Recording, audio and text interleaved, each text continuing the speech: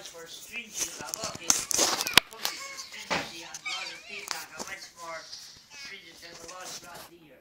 Throughout the year, many of us are familiar that if there's 60 times something that's not kosher, or milk falls into a meat pot, and there's 60 times as much the quantity of the kosher of the milk as opposed to the meat. So it invalidates, it nullifies whatever it fell in, and the entire pot remains kosher. You can eat it, even though it fell in something that's not kosher, even though it fell in milk into meat, but it nullifies it, it lost its flavor, its taste, it doesn't do anything, and it can be consumed as kosher. You can, in a good conscience, you can eat that, whatever's cooked there. But on Pesach, even the minutest amount that falls in, if something that's not bread, a crumb of bread, will fall into a Passover dish that's cooking, it can be even 1,000 times as much, so it makes the entire, whatever is in there, becomes invalid to use on Pesach. Several reasons for the difference. One reason is, rabbis instituted this, is because we're so accustomed, what's unkosher about bread, about flour, about wheat, about all wheat products, all year long, there's nothing unkosher about it. You can eat it with good conscience. As a result, being that we're so familiar and accustomed to having it in our house, so out of habit, we might forget, and we might perhaps indulge in something that's permitted during the year, but not permitted on Pesach. So in order to distance ourselves from all of these products, the rabbi instituted that not 160 is not enough, it's complete pot becomes another reason that the rabbis instituted the stringency is because the not eating kosher is, you'll have to answer to the Almighty not as seriously as somebody eating chametz. Chametz is much more serious than you have to answer, but it's much more serious the prohibition on eating chametz. As a result, the Arizal says a cloud that whoever is nizer mashu chametz a whole Pesach, so he gains a special schus that muftach shel yaftik kol hashana. Your money shall safeguard him throughout the year that he won't commit any kind of he won't transgress any of the mitzvahs. He'll keep all the commandments. Just by him, the entire Pesach passes, and he was nizer. He was careful not to eat a mashu, a drop of chametz. Muftach shel yaftik kol hashana. So the result check the zakash. The Gemara brings in Shabbos, in Purim, in Pesach, in Menida, a few places. The Gemara brings the story of the donkey of Pinchas ben Yoyer. Pinchas ben Yoyer was a great sage, and he was driving along with his donkey. They had to spend the night in an inn. They offered the donkey oats and barley, and the donkey wouldn't eat it. He was hungry. They traveled quite a distance. They hadn't eaten who knows how long. The donkey refused to eat it. So they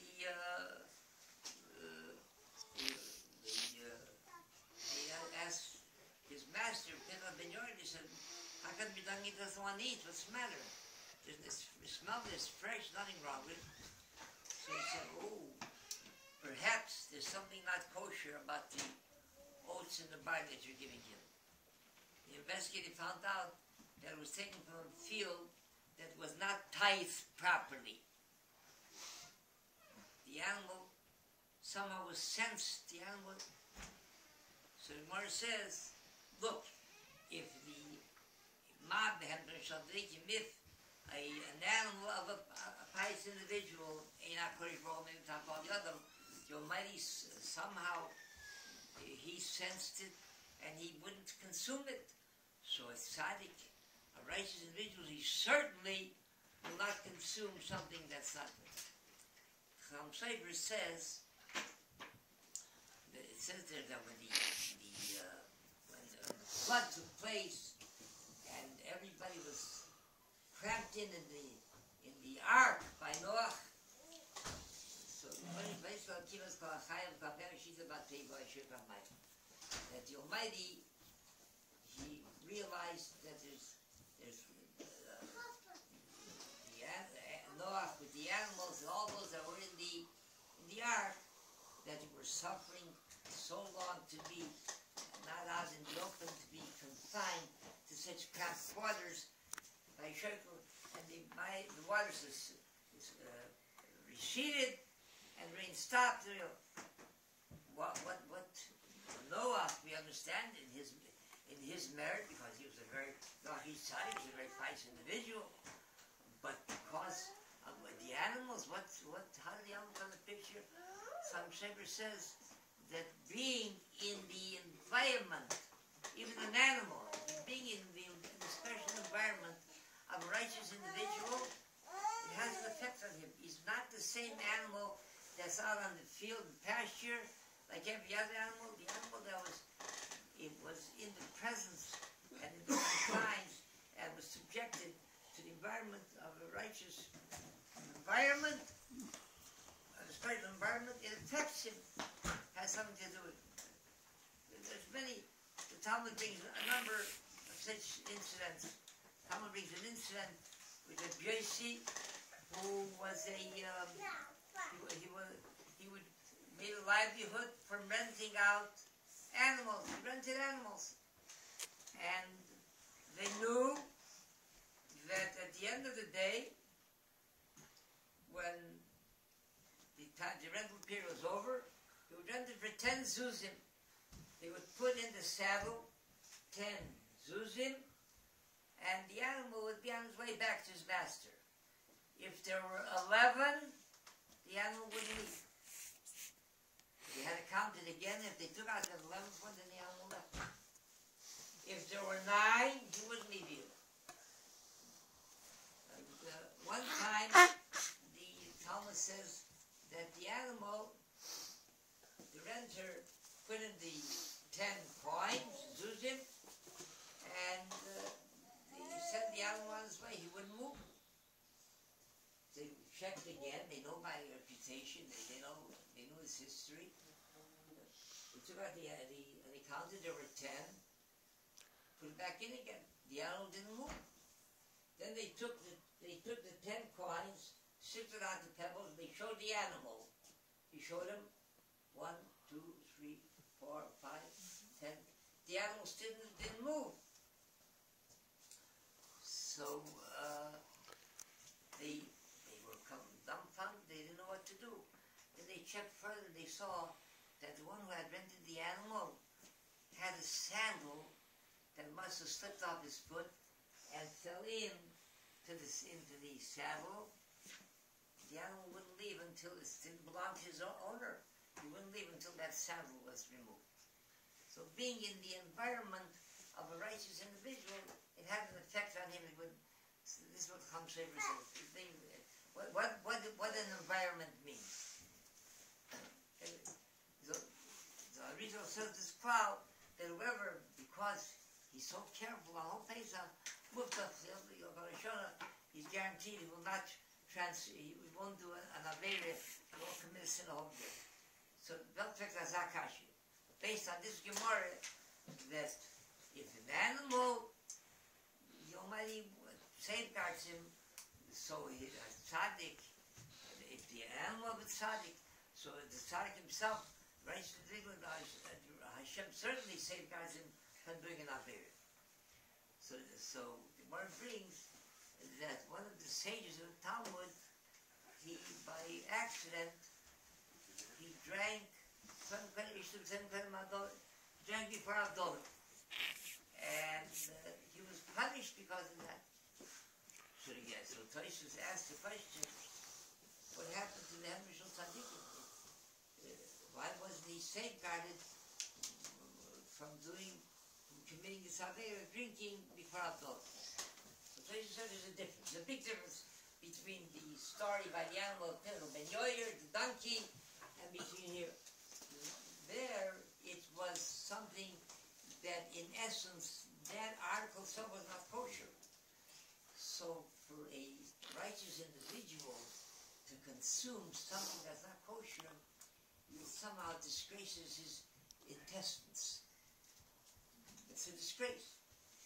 But something that is kosher, just because he didn't recite the prayer yet, although the time element, he's going to yet, and that far, it doesn't cover him.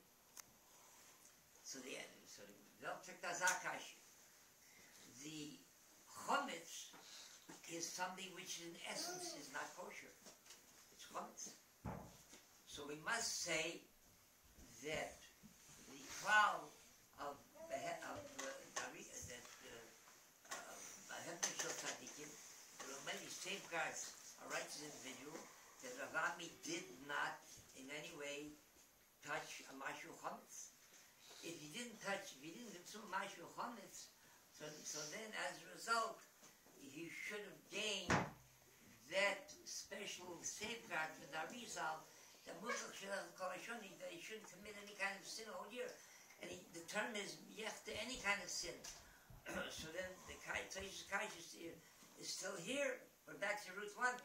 How was Rami nichshul in drinking before Havdalah? How did he drink before Havdalah? He certainly didn't eat mashu chometz. If he didn't eat mashu chometz, then he certainly gained that safeguard. That should safeguard him from drinking doing drinking before Havdalah. So I want to reason in the following manner that the Arizal cloud, that whoever is careful and does not consume the minutest amount of chometz the whole Pesach, so he earns a safeguard that will safeguard throughout the year. When does this safeguard, when does this special merit go into effect? We must say that if the entire week, 8 days of Pesach passes, and at the end of Pesach, he didn't consume even the minutest amount of chometz, then he gains that safeguard. How long does it last? We must say that it lasts only from 11 months and 3 weeks until next year, Erev Pesach. Because we can't say that it means that lasts from year to year, a whole year, because then once in his lifetime, it'll be for an entire lifetime. So it only lasts until Erev Pesach next year. So, in other words, during Pesach itself, he still didn't gain that safeguard. So both things are in order. Rami the minutest amount of chometz didn't pass his lips. How did he drink before Havdalah? Because that happened during Pesach itself on Mitzvah Shabbos Chalamoy. Klan Barakah Shoemer. Ratza Korikov Zakish Yisrael. Letziko. Abraham Per Mitzvah Shinamar. Adno Chavish Manik Koyad Torah. Koyad. Kadash Mirabor. Amen. Amen.